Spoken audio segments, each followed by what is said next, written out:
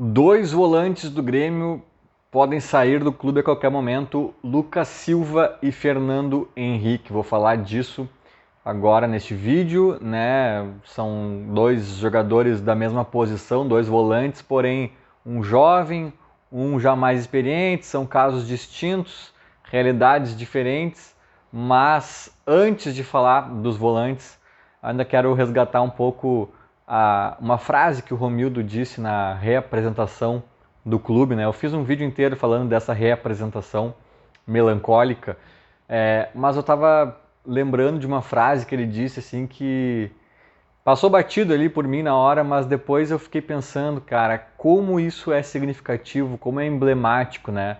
Porque o Grêmio vive crises de várias ordens, assim, né? Na minha opinião, na minha visão. Uma crise técnica, o time é ruim. O time já era ruim ano passado, obviamente. Esse ano tá igual ou pior.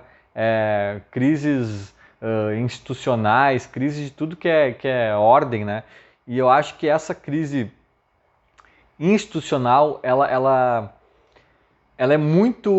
foi muito construída na base de descolamento de realidade, né? De declarações aos microfones de dirigentes, assim, sobretudo dirigentes, sem noção, né, cara? Desde a época do Hermann e talvez antes, depois, e Romildo e todo mundo. Assim, além dos desastres dentro de campo, a gente viu muito desastre fora de campo, né? Aos microfones, sobretudo, às vezes até aos microfones de rádios que não era pós-jogos, era pós-jogos, né? Eram momentos assim, tipo, aleatórios. Uma quinta-feira, o vice de futebol ia numa rádio falar alguma coisa e tinha bomba lá para administrar. O Romildo ia e, meu Deus, não acredito que ele falou isso, sabe? Meteu essa, meteu essa. Então, é um somatório, assim, de declarações e ações até mesmo, né? Aquela reintegração do Paulo Vitor, que joga uma final e depois eles dizem que está prestigiado e não sei o que. Cara, é um show de horrores que vai minando, né, institucionalmente o Grêmio. E um exemplo disso foi a fala do Romildo, em que ele fala para os jogadores, pode parecer bobo, mas venham comigo que vocês vão entender o que eu estou querendo dizer. Ele fala meio que comemorando, né, que neste ano, finalmente, o Grêmio vai ter só 3 competições para disputar. Ele está querendo dizer que, tipo, dessa vez vai ser um pouco mais tranquilo, então, porque geralmente o Grêmio tinha 5 competições para disputar e não sei o que, e esse ano não tem nenhuma Copa Sul-Americana e não tem mais não sei o que. Cara, vamos pensar qual é o sentido institucional de tu dizer isso na, na reapresentação do elenco, sendo filmado para o mundo inteiro ver na internet, para repercutir na grande mídia. Qual é o sentido de tu comemorar a tua mediocridade? Sabe? Imagina numa reapresentação de uma loja grande, uma rede de colchões. Aí tá todos os vendedores reunidos e o presidente da loja lá, o CEO, sei lá, o diretor da loja diz: gente, a gente costumava vender 1 milhão de colchões por ano, né? Mas nesse último semestre, nesse último ano, a gente só vendeu 150 mil. Então, vai estar mais tranquilo agora. Aí todo mundo bate o palma. Imagina essa cena, cara. Não, né? É vergonhoso. Se tu tá vendendo menos, porra, tu tá mal na foto, né? E o próprio Renato, que falava muita besteira também, diga-se de passagem, mas nisso o Renato tinha dimensão institucional da fala dele, né? Da repercussão, do tamanho do Grêmio. Porque ele às vezes se queixava do calendário, e o nosso calendário é horrível mesmo, e isso é uma discussão à parte, né? Eu sei que é aí que o Romildo quer chegar, mas ele não chega, né? Eu sei que o nosso calendário é horrível e nisso todos eles têm razão. Agora, quando o Renato reclamava de alguma sequência, de alguma falta de tempo para treinar ou para descansar, que eram reclamações justas, diga-se de passagem, ele sempre fazia uma vírgula. Mas time grande do tamanho do Grêmio tem que é o preço que a gente paga, porque a gente tem que estar em todas as competições mesmo, disputando para ganhar lá em cima, no topo de todas elas. Ele sempre fazia essa vírgula, que pode parecer besteira, mas de bobo o Renato não tem nada. Essa vírgula faz a diferença. Porque tá chorando porque tá disputando Libertadores, porque tá brigando pelo G4 do Brasileirão, tá chorando? Cara, é o sonho de todo mundo, o Renato dizia isso. Tem muito clube que queria estar no nosso lugar. Então a gente não pode reclamar tanto. A gente reclama sim, porque o calendário é horroroso, isso são outros 500, mas tem a questão que o tamanho do Grêmio exige isso. Então assim, é claro que na economia interna o Romildo tem que dizer sim que, gente, pelo menos agora são 3 competições, a fisiologia vai comemorar isso talvez, né? Alguma logística vai ser pensada diferente por causa disso. É claro que o Romildo tem que considerar isso, entender isso e talvez até internamente falar de alguma forma sobre isso.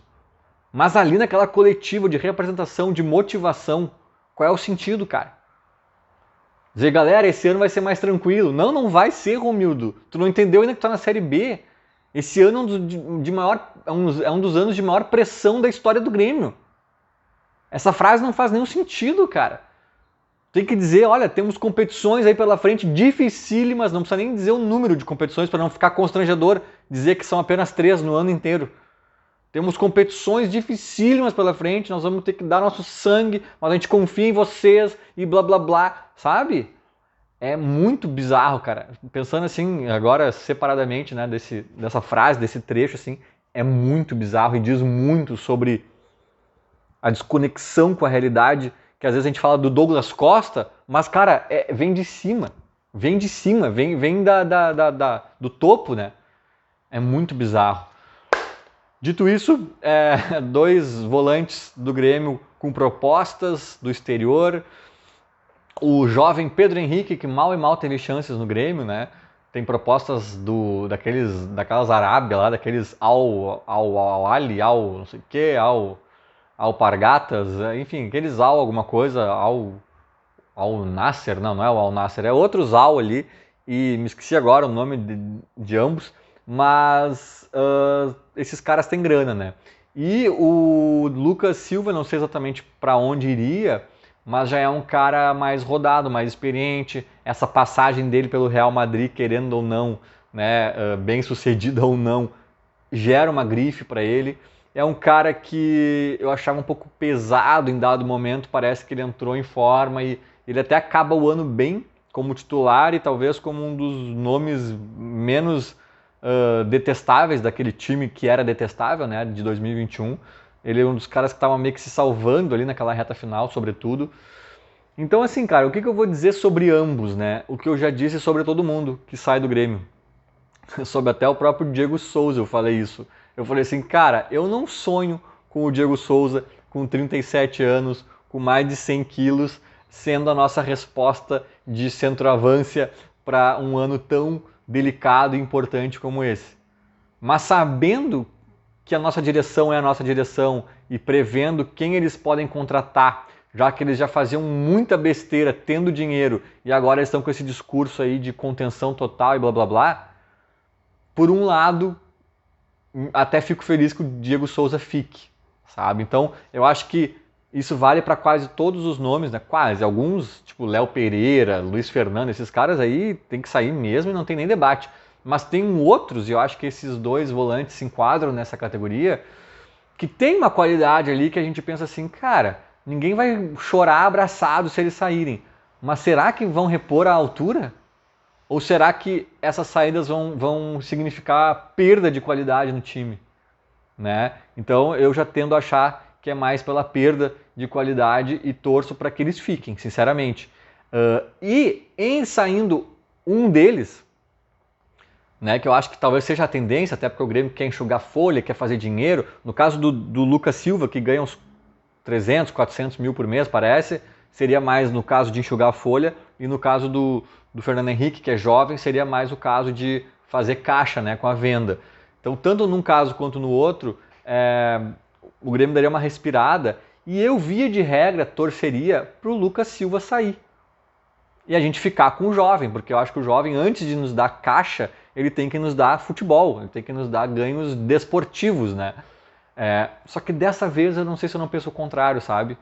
Eu acho que uma Série B talvez exija mais experiência, talvez o Lucas Silva ali mais cancheiro, já tá mais engrenado ali com o Grêmio, sabe? Tipo, talvez muita gurizada ali, talvez seja meio perigoso, né? O Grêmio tem umas metas ali a cumprir de vendas para poder dar uma respirada financeira e equilibrar, sei lá o que lá da teoria deles.